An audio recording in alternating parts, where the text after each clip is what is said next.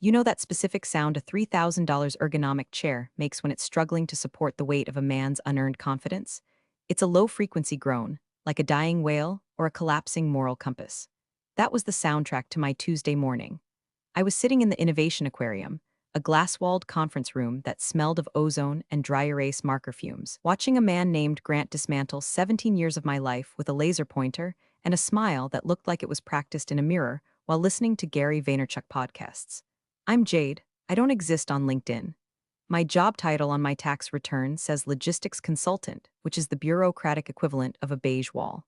In reality, I design the digital supply chain protocols that ensure Air Force One doesn't accidentally get refueled with sludge or fitted with parts sourced from a dubious warehouse in a non-extradition country.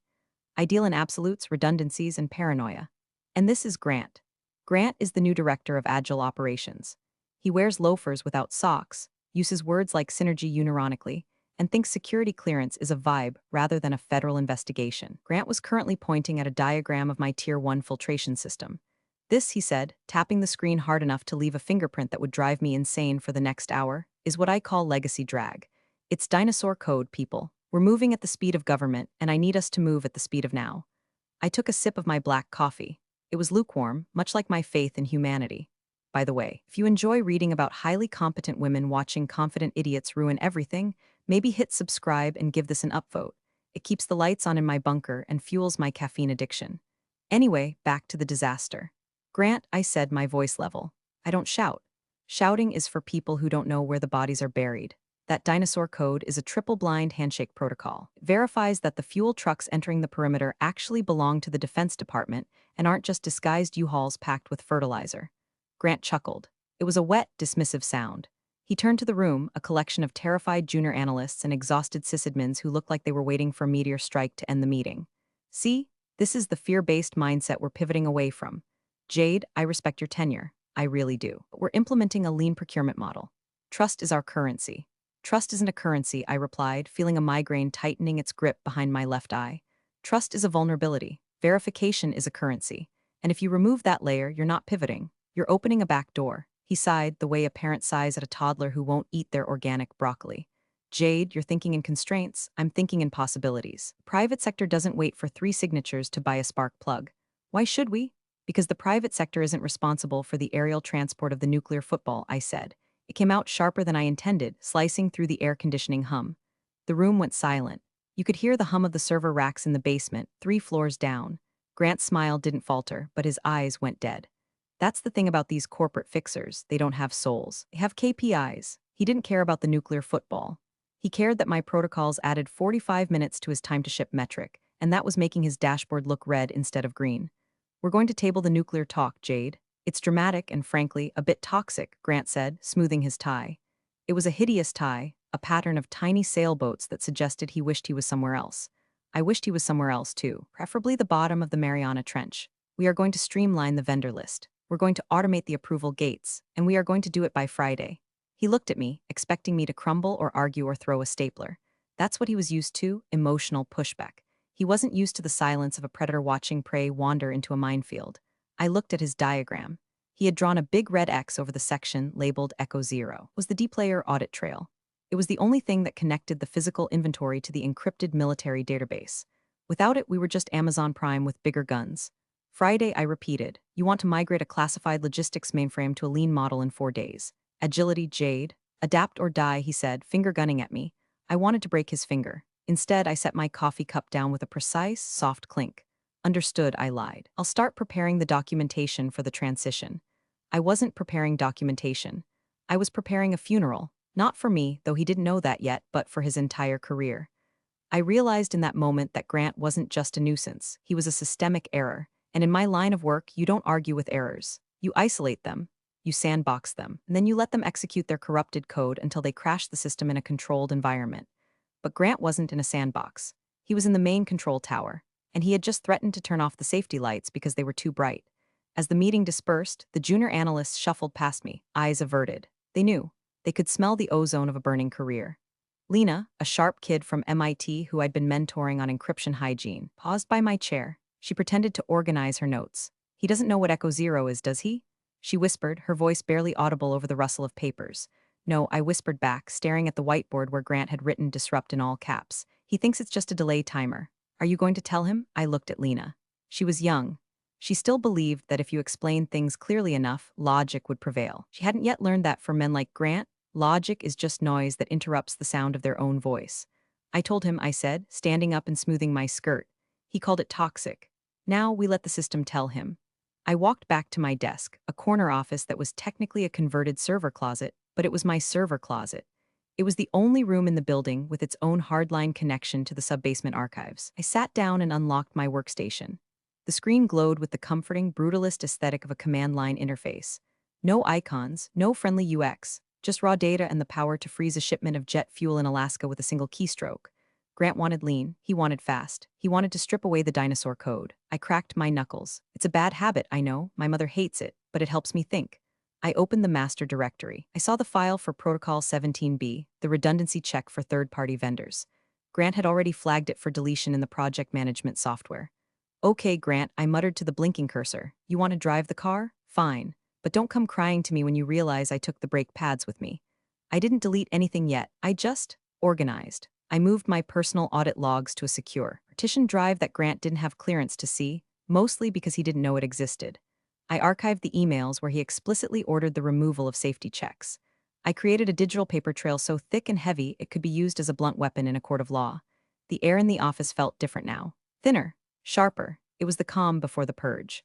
I saw Grant walking around the floor, clapping people on the back, disrupting workflows, asking what are you working on, like a toddler interrupting a bomb defusal squad. He was marking his territory. He stopped at my desk. Jade, good energy in there today. I felt we really broke through some barriers. I looked up. We certainly broke something, Grant. He winked. He actually winked. That's the spirit. Break things fast. Fix them later. Fix them later, I echoed. Sure. He walked away, whistling. I watched him go. He was walking toward the server room. He didn't have a badge for the server room yet. He was going to bounce off the door. Thump, he bounced.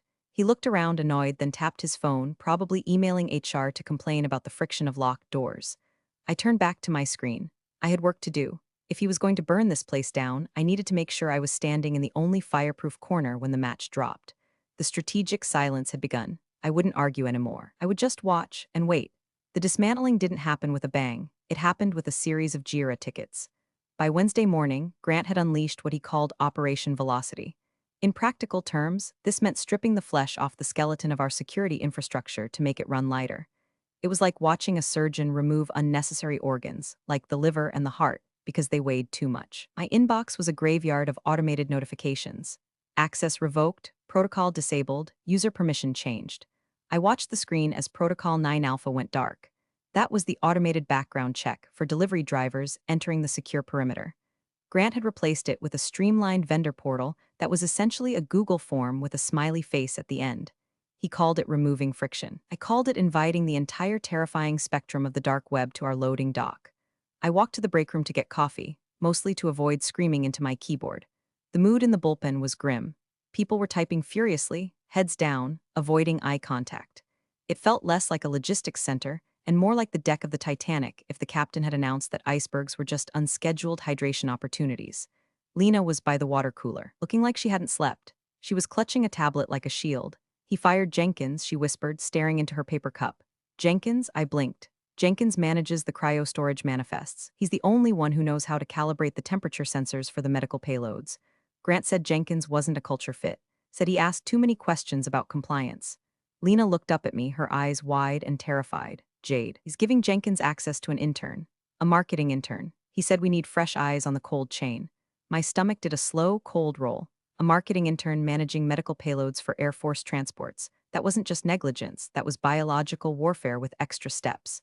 Keep your head down, Lena, I said, my voice low. Do exactly what he says.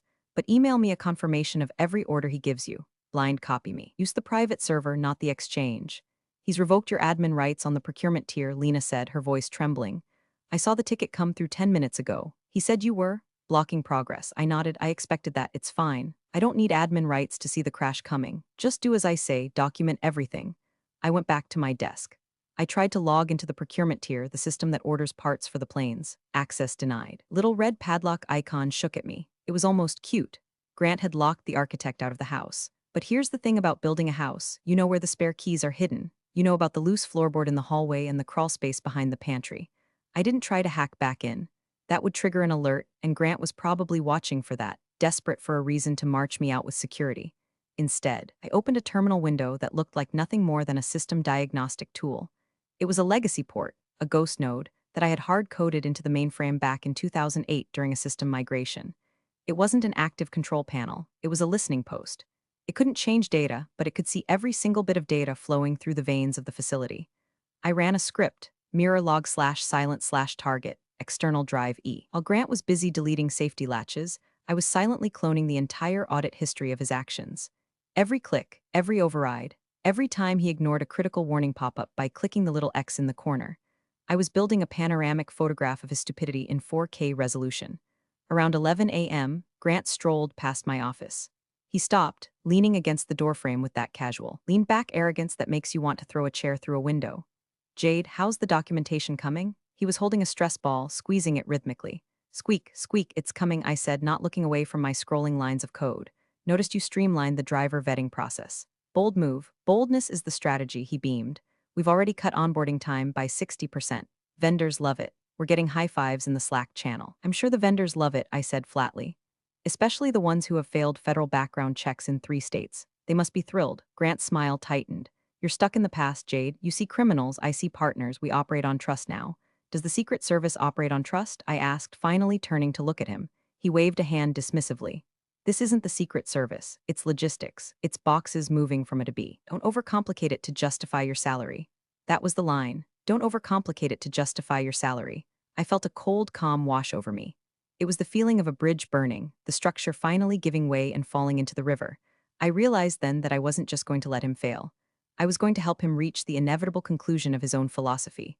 "You're right, Grant," I said, forcing a thin, tight smile. "Maybe I have been overthinking it. Boxes from A to B? Got it." He looked surprised, then pleased. He thought he'd broken me. He thought he'd won the dogfight. "Glad you're on board. We're doing a town hall at 2 p.m. to announce the new Speed First initiative. I want you there, front row. Show the team we're aligned." "I wouldn't miss it," I said. He left, squeaking down the hall. I turned back to my ghost node. The data was pouring in. The system was already bleeding. I could see the errors starting to tick up in the peripheral logs, tiny mismatches in weight manifests, routing numbers that didn't quite checksum correctly.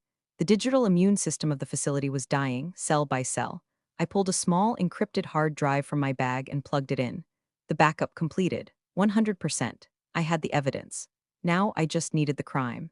And looking at the way Grant was tearing down the fences around the lion's den, I knew the crime wasn't far off. I checked my phone. A text from an old contact at the Pentagon, a colonel I'd worked with during the Iraq drawdown. "Hearing noise about a reorg over there. You good?" I stared at the message. I typed back, "Define good. The monkeys have the keys to the zoo. Keep your phone on." I put the phone away. I could feel the hum of the servers beneath my feet, a vibration I had lived with for nearly 2 decades. It felt like a heartbeat. And for the first time in 17 years, the heartbeat was irregular, arrhythmic. The purge was almost complete. The system was wide open. Grant had removed the constraints. He had no idea that those constraints were the only thing keeping gravity in check. The disaster arrived on a Thursday, wrapped in a deceptively simple shipping manifest. I was in the break room, staring at the microwave as it nuked a sad Tupperware of leftover risotto, when my phone buzzed in my pocket. It wasn't a text. It was a haptic alert pattern I had programmed 5 years ago. Long short, priority 1 anomaly. I left the risotto spinning. I walked back to my office, not running, but moving with the kinetic purpose of a paramedic approaching a car wreck. I slid into my chair and woke the ghost node. There it was. A flashing line of red text amidst the green waterfall of data. Alert. Unverified source detected in Stream AF1OX Logistics. Payload, Avionics Component Class 4, Origin. Shenzhen via Shell Corp 77, override authorized by Admin Grant. My blood ran cold. It wasn't a metaphor. I literally felt the temperature of my blood drop. Grant had authorized a shipment of Class 4 avionics critical navigation chips from a vendor that was flagged in our system as a Shell Corp 77. In layman's terms, that means it's a front company. Likely foreign intelligence. Possibly just black market trash, but definitely not the vetted, secure supply chain required for the aircraft that carries the President of the United States. He had bypassed the filter. The dinosaur code he hated so much was actually a geofence designed to stop exactly this. He had manually forced the gate open. I took a screenshot, then another. I saved them to the encrypted drive, then I stood up. This wasn't about office politics anymore. This was treason adjacent. It was negligence on a scale that lands you in a federal supermax, not just the unemployment line. I walked straight to Grant's office. I didn't knock. Grant was on a video call, feet up on his desk, laughing at something on the screen. When I walked in, he looked annoyed. He held up a finger, signaling me to wait. I didn't wait. I walked over to his desk and tapped end call on his monitor. Hey, he dropped his feet to the floor, face flushing red. I was on with the VP of operations. What the hell is your problem, Jade? My problem, I said, my voice quiet and deadly terrifying, is that you just authorized a shipment of navigation chips from a blacklisted supplier in Shenzhen directly into the Air Force One maintenance queue. Grant rolled his eyes so hard I thought they'd detach. Oh my God, Jade, are we doing this again? I approved a component sourcing request. Vendor offered a 40% cost reduction and guaranteed 2-day delivery. That's called efficiency. That's called a national security breach, I said, leaning over his desk, my palms flat on the fake mahogany. That vendor is flagged for a reason. Their hardware is known to contain backdoor surveillance firmware. You are literally inviting a foreign power to listen in on the president's navigation data. You're paranoid, he spat, standing up to try and match my height. He failed. You see spies in every circuit board. I vetted them. They have a website. They have a 5-star rating on the vendor portal I built. A 5-star rating, I repeated, incredulous. You're basing national security on a Yelp review? I'm basing it on speed, Jade, something you clearly don't understand. He was shouting now, his neck veins bulging against his collar. I am the director. I authorized the override. It is done. The shipment is already en route. Recall it, I said. Cancel the order. Flag the shipment for quarantine. Do it now, Grant. No, he said, crossing his arms. I'm not going to look like an indecisive idiot in front of the VP because you have a boogaman fetish. The shipment proceeds. And frankly, Jade, your attitude is becoming a major blocker to our velocity. I stared at him. I really looked at him. I saw the fear behind the arrogance. He knew deep down that he didn't know what he was doing. But his ego was steering the bus, and he'd rather drive off a cliff than ask for directions. Grant, I said, and my voice changed.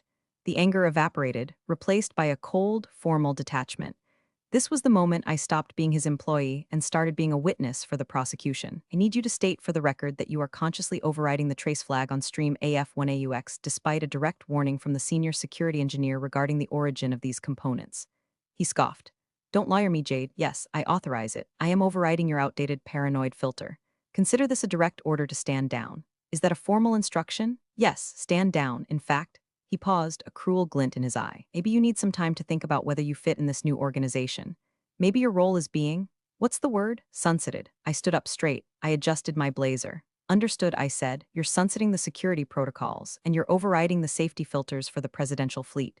I'm modernizing logistics, he corrected. Now get out of my office. I turned and walked out. I didn't go back to my desk to cry. I didn't go to HR to complain. I went to the server room door. My badge still worked for now. I walked into the cold, humming aisle of the data center. I found the specific rack that handled the physical logging of system alerts. I wasn't there to sabotage. I was there to ensure the black box was recording. I checked the status lights. Green, recording. Grant had just signed his name to a disaster. He thought he was moving fast and breaking things. He didn't realize that the thing he had just broken was the only thing standing between him and a military tribunal. I walked back to my desk. I felt light, weightless. The responsibility was gone. I had warned him. I had documented the warning. I had confirmed his refusal. The line had been crossed. Now, all I had to do was step out of the blast radius. Resignation letters are usually drafted with a mix of regret and diplomacy. Mine was drafted with the precision of a sniper adjusting for windage. 2. Grant, Director of Agile Operations, HR Department. From Jade Rivera subject. Immediate resignation/transfer of authority effective immediately. I am resigning from my position as Senior Security Protocol Engineer. Per your verbal instruction at 11:42 a.m. today, I am standing down and ceasing all oversight of the logistics streams. All liability for system overrides authorized by the director now resides solely with the director's office. I didn't add sincerely. I didn't add best wishes. I hit send. The sound of the email swooshing away was better than any symphony I'd ever heard. I started packing my box. Not a lot to pack after 17 years. A framed photo of my dog, who had more clearance than Grant. A coffee mug that said I am the error handler, and a small cactus that had survived 3 administration changes. I left the binders. I left the manuals. I left the sticky notes with the non-critical passwords, but I kept the badge, not the physical plastic card. I'd have to hand that in. I kept the digital badge. Years ago, I had created a system auditor profile. It wasn't an admin account. It couldn't change settings or stop a shipment. It was a read-only account designed for external audits. It was invisible to the standard user directory because it was hard-coded into the kernel level of the operating system. As long as the servers had power, the auditor account existed, and I had the private key memorized. Lena appeared at my cubicle wall, her face pale. Jade, I saw the email. You can't leave. The system is? It's acting weird. The inventory counts are flickering. I have to leave, Lena, I said, placing the cactus gently in the box. If I stay, I'm complicit. If I stay, I'm the one they blame when the plane falls out of the sky. But what do I do? Tears were welling up in her eyes. Grant keeps approving things. He just turned off the hazardous material conflicting check because it was slowing down the trucks. I stopped and looked at her. She was a good kid. She didn't deserve this. Listen to me closely, I said, lowering my voice. Do not sign anything. Do not authorize anything with your own credentials. If he orders you to do it, tell him you don't have access and make him do it on his terminal. Make him leave his fingerprints on the murder weapon. She nodded, sniffing. Okay, but who's going to fix the green layer? I smiled. It was a sad smile. Nobody is going to fix the green layer, Lena, because Grant doesn't know it exists. What happens when it desynchronizes? Then the building goes into lockdown and the adults show up, I said, just. Make sure you're not in the loading bay when the shutters come down. It gets loud. I picked up my box. Grant came out of his office holding a printout of my resignation email. He looked triumphant. He looked like he had just slain the dragon. Well, he said, loud enough for the whole floor to hear. I see you decided to embrace the change. Probably for the best, Jade. We need people who are all in on the vision. The vision is crystal clear, Grant, I said. I need your badge and your keys, he said, holding out a hand. I dropped my plastic keycard into his palm. All yours, you have full control now. The safety wheels are off. Finally, he breathed, pocketing the card. Now we can really move. Just one piece of advice, Grant, I said, shifting the box to my hip.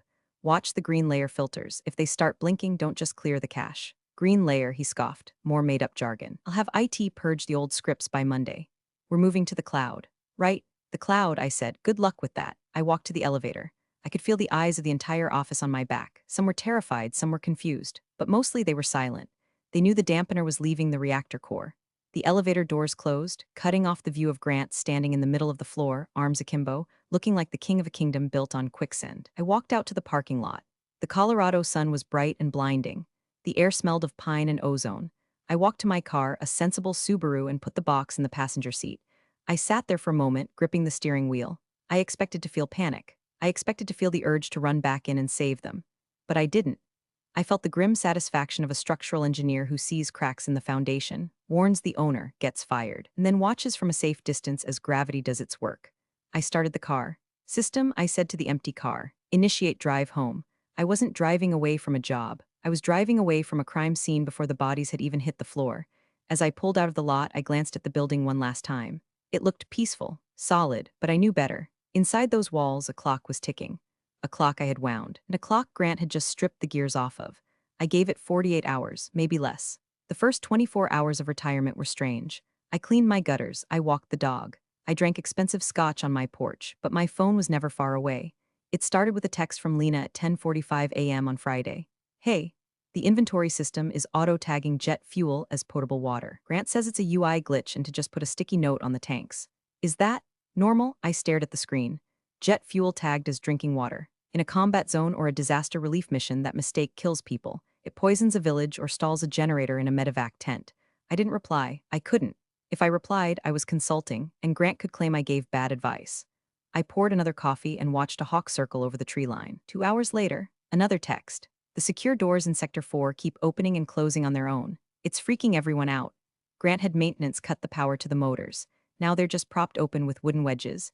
Wooden wedges holding open the blast doors to the secure server farm. I laughed. A dry, harsh bark of a laugh. It was perfect. The agile approach literally meant using a doorstop to bypass millions of dollars in physical security. By Friday afternoon, the silence from the facility was louder than the texts. Grant had likely issued a gag order. Don't talk to the crazy ex-employee. I went into my home office and logged into the audit node. I wasn't touching the system, just looking through the keyhole.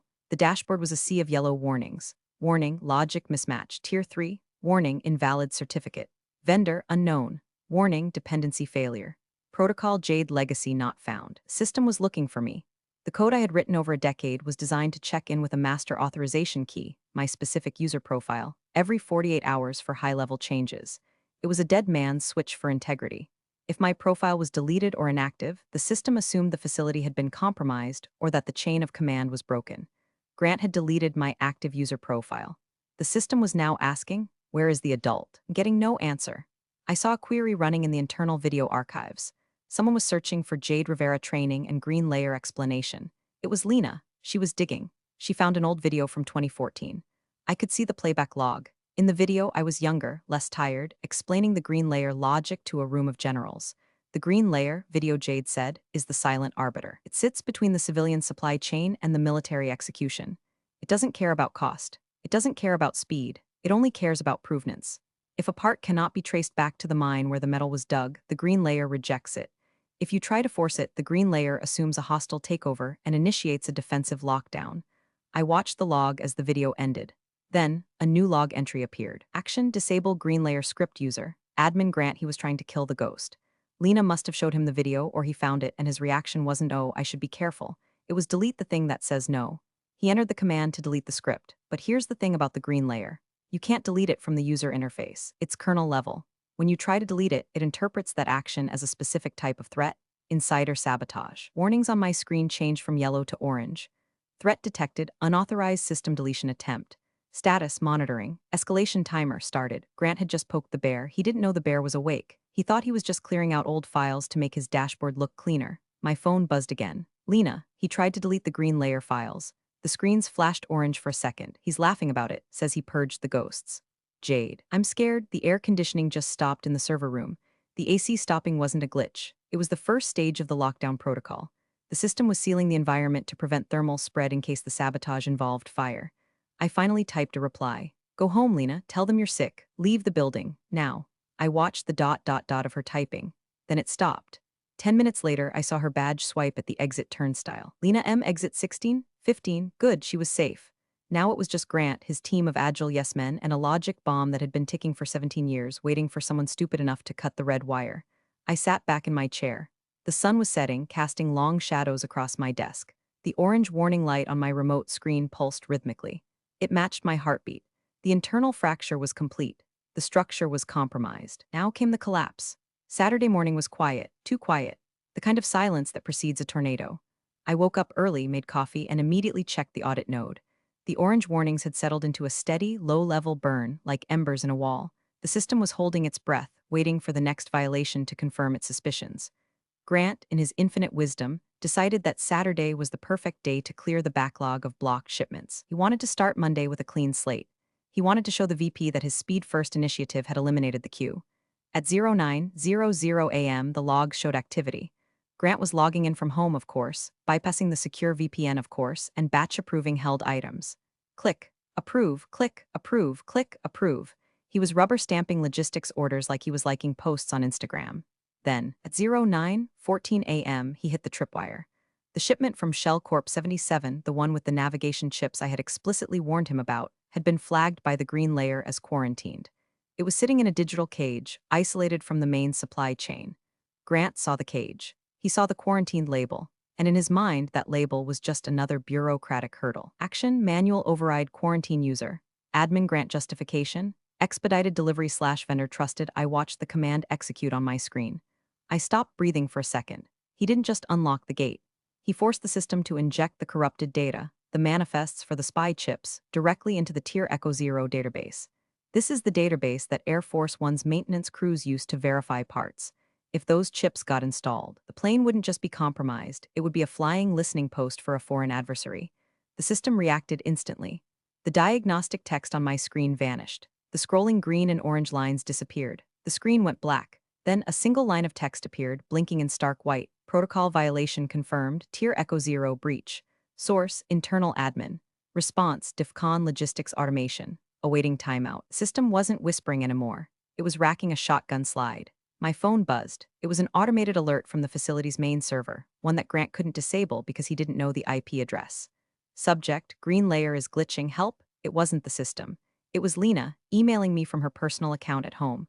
She must have still been getting notifications on her phone. Jade, I'm getting alerts that the main warehouse robots have stopped moving. The inventory screens are all showing a countdown. It says 15:00. What happens at 3 p.m.? I looked at the clock. It was 9:30 a.m. The system had initiated a grace period. It was giving the authorized users 6 hours to reverse the command, to enter a rigorous cryptographic key that proved they were sane, sober, and authorized. Grant didn't have that key. I had that key. And I was sitting on my porch watching a hummingbird. I didn't reply to Lena. I deleted the email. It was cleaner that way. I went back to the audit node. I could see Grant's activity log. He was frantically clicking now. Command: reset system denied command. Clear alerts denied command. Pseudo force unlock access violation. He was realizing that the steering wheel had disconnected from the tires. He was spinning it wildly, but the car was driving itself now. I imagined him in his home office, probably spilling his kale smoothie. He would be calling IT support, but IT support couldn't help him. The green layer wasn't an IT issue, it was a military doctrine encoded in C++. The countdown ticked on. 10 o'clock a.m., 12 o'clock p.m., 2 o'clock p.m. At 2:45 p.m., I poured a glass of water. I sat down in front of my screens. I pulled up the external camera feeds for the facility parking lot. I hacked into them years ago for security monitoring. I saw cars in the lot, the weekend crew, some poor logistics coordinators trying to figure out why their screens were frozen.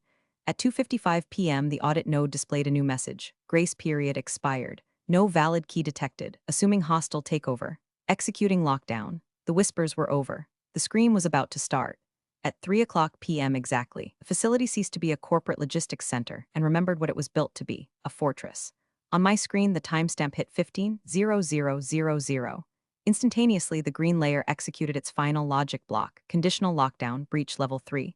I switched the feed to the interior cameras, the ones in the main hallway and the server room. There was no audio, but the visual was chaotic poetry. First, the lights. The standard fluorescent overheads cut out instantly. The building plunged into darkness for exactly 2 seconds. Then the emergency lighting kicked in. Not the soft white safety lights you see in office buildings. These were deep, throbbing red strobes designed to disorient intruders and signal catastrophic failure. Flash, dark, flash, dark. In the hallway, I saw employees freeze. They looked up, confused. Then the blast shutters descended. These weren't flimsy security grates. They were 2-inch thick steel plates recessed into the ceiling, designed to isolate the facility in case of a chemical attack or a physical breach. They slammed down over the main entrance, the loading docks, and the windows. Clang. I could almost feel the vibration through the monitor. The open office concept was suddenly partitioned into steel cells. I checked the server room camera. The door, the one Grant had propped open with a wooden wedge, was the only failure point. The blast shutter tried to descend but hit the wedge. It jammed halfway, but the system was redundant. Seeing the physical seal fail, it initiated the secondary protocol, data severance. Every computer terminal in the building went black.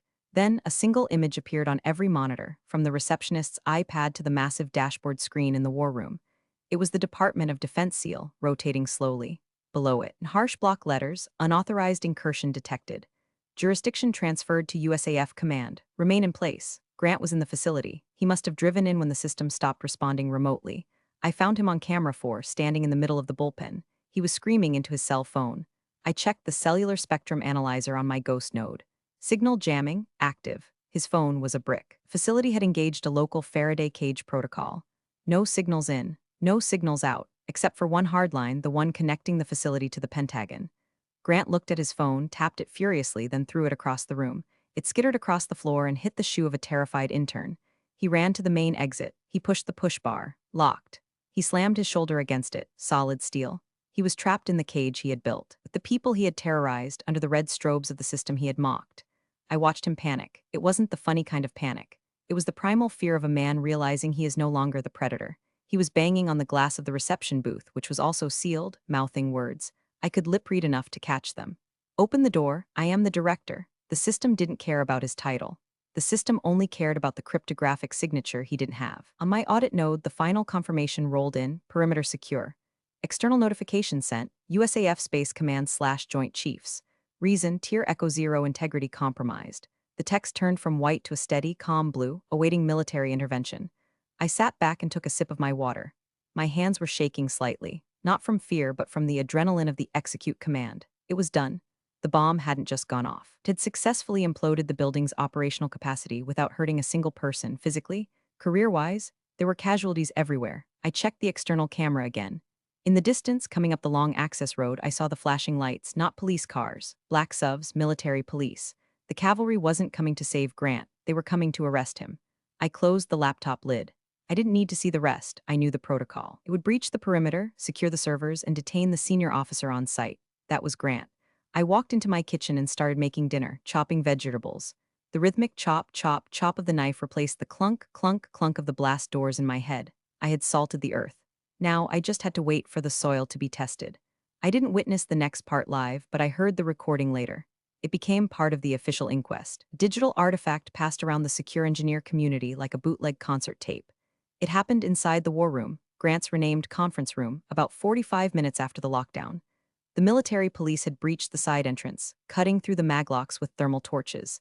They swarmed the building, zip-tying everyone until identities could be verified. Grant was dragged into the conference room, sweating, tie undone, demanding to speak to whoever is in charge of this glitch. The main screen in the room, which had been displaying the spinning DoD seal, suddenly flickered. The seal vanished. In its place was a high-definition video feed. General Marcus Thorne, 4 stars, Vice Chief of Staff of the Air Force. I knew Thorne. We had shared MREs in a bunker in 2009 while debugging a satellite uplink. He was a man who smiled once a decade, usually when a hostile regime collapsed. He wasn't smiling now.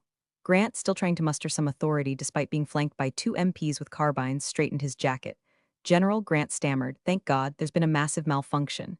My systems are." "Be quiet," Thorne said. His voice wasn't loud. It didn't have to be. It had the weight of an aircraft carrier. The audio quality in the room was crystal clear. Grant's mouth snapped shut. "Mr. Grant," Thorne continued, reading from a file on his desk. "At 09:14 hours, your credentials were used to override a level 5 quarantine on a supply stream designated for presidential support logistics. Is this accurate?" I expedited a shipment," Grant said, his voice rising in pitch. It was a lean optimization. The vendor was vetted via our portal. "I have the metrics to prove," the vendor, Thorne interrupted, "is a known front for the Ministry of State Security. You attempted to install tracking hardware on Air Force One. Do you understand the definition of treason, Mr. Grant?" Grant went pale. "Treason? No, I'm a civilian contractor. I was just streamlining." "You bypassed the green layer," Thorne said. "Why?" "It was dinosaur code." Grant yelled, desperate now. It was blocking efficiency. "I had to remove the legacy drag." Thorne stared at him for a long, uncomfortable silence. "That dinosaur code was written by the lead architect of our secure logistics integration, Jade Rivera." Grant blinked. "Jade? She's just a paranoid obstructionist. I fired her." "You removed the only qualified engineer with the clearance to manage the Echo Zero tier," Thorne said. "And in doing so, you triggered a dormant defense protocol designed to prevent exactly this kind of incompetence." Thorne leaned into the camera. "Who authorized you to override the protocols of a national security asset?" The mandate was agility," Grant whispered. "The mandate," Thorne said, "was security. You have failed." Thorne looked away from the camera, addressing someone off-screen. "Take him into custody. Secure the facility. Initiate a full forensic audit." "Wait," Grant screamed as the MPs grabbed his arms. "I can fix it. I just need to reboot the server. You will not touch a keyboard again as long as you live," Thorne said. Then the general looked back at the camera. He seemed to be looking through the lens, through the fiber optics, straight into the ether where he knew I was listening. "Get me Rivera," he said. The screen went black. Back at my house, my phone rang. It wasn't the haptic alert. It was a standard ringtone. "Caller ID unknown." I picked up. "This is Jade." "Jade," a colonel's voice said. "General Thorne sends his regards. We have a situation at the facility." I said. "Stirring my pasta sauce. Sounds like a glitch." "It's not a glitch and you know it. The system is locked down hard. We can't get into the mainframe. The encryption keys rotated when the lockdown hit." "Sounds like the green layer doing its job," I said. "Jade," the colonel sighed. "Grant is in cuffs. The contract with his firm is terminated effective immediately. We need the facility back online. The president has a schedule." "That sounds like a complex problem, Colonel." "What do you want, Jade?" I paused. I looked at my kitchen, at the peace and quiet I had fought for. "I want a new contract," I said, "direct with the DoD. No civilian middlemen, no directors of agility. I report to the Pentagon and I run the protocols my way. And I want it in writing, signed by Thorne before I even put my shoes on." There was a pause on the other end. "Done," the colonel said. "A car is on its way to you." "Tell them to wait," I said. "I'm eating dinner." I hung up. I sat down at my table and ate my pasta. It was perfectly cooked, al dente, just the way I like it. I returned to the facility on Tuesday. I took Monday off because, frankly, I could. I didn't drive my Subaru. I arrived in the back of a government sedan, escorted by 2 very polite officers who opened the door for me. The parking lot was different. The Agile Operations banner that Grant had hung over the entrance was gone, replaced by the standard U.S. Air Force logistics flag. The vibe wasn't startup energy anymore, it was solemn duty. I walked into the lobby. The receptionist, a terrified young woman named Sarah, looked up. When she saw me, her shoulders visibly dropped 3 inches. Relief. "Welcome back, Miss Rivera," she whispered. I nodded. "Good morning, Sarah." I walked through the bullpen. The open plan office was quiet. No music, no Nerf guns. Just the sound of typing and serious conversations. The collaboration pods were being dismantled by maintenance crews. Grant's office, the glass fishbowl, was empty. His ergonomic chair was gone. His whiteboard, which had said disrupt, was wiped clean. It was just a glass box now. I didn't go in there. I didn't want his office. I walked to my server closet. My cactus was still in the box on my desk where I had left it, but someone, Lena, probably had watered it. Lena was waiting for me. She looked like she had aged 5 years and 3 days.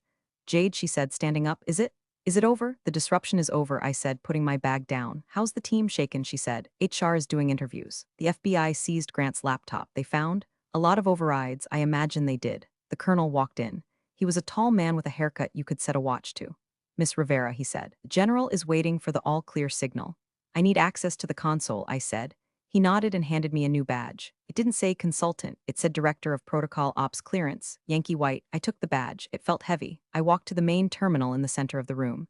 The screen still showed the blue awaiting military intervention status. I typed in my credentials. User, Jade R password. The system hesitated for a millisecond, checking the biometrics of my typing cadence. It recognized the dinosaur. Welcome back, architect. Restore from backup? Y/NI typed Y. The red lights in the ceiling stopped flashing. The blast shutters groaned and began to lift, letting the Colorado sunlight flood back into the room. The air conditioning hummed to life, changing from the emergency cycle to the standard cooling flow. The screens around the room flickered and returned to their familiar green dashboards. Green Layer was back online, silent and invisible, wrapping its protective arms around the supply chain. We are green across the board, I said to the colonel. Good work, Director, he said. Try to keep the drama to a minimum this time. As long as the chain of command stays vertical, there won't be any drama, I replied. He walked away. I sat in my chair, my old, comfortable, non-ergonomic chair. I looked at the code scrolling on my screen. It was complex, dense, and redundant. It was slow. It was safe. Grant was gone, likely facing a federal judge who didn't care about his velocity. His career was a crater. His reputation was ash. I had one. But as I looked around the room, at the scared faces of the analysts, at the empty glass office, I didn't feel happy. I felt necessary. I was the wall, and walls don't have feelings, they just hold the roof up. I pulled up a new terminal window. Update protocol, no civilian override. Set permission, Jade only. I hit enter. System, I whispered, lock the gate. Click, we were safe again, and this time I had the only key. Real power doesn't announce itself. It simply exists, waiting for incompetence to expose itself. Jade knew her robust protocols would speak volumes when Grant's arrogance triggered the inevitable shutdown. True authority isn't about titles, but the quiet, undeniable strength of expertise that demands respect. Appreciate you all for sticking through this one. See you in the next story.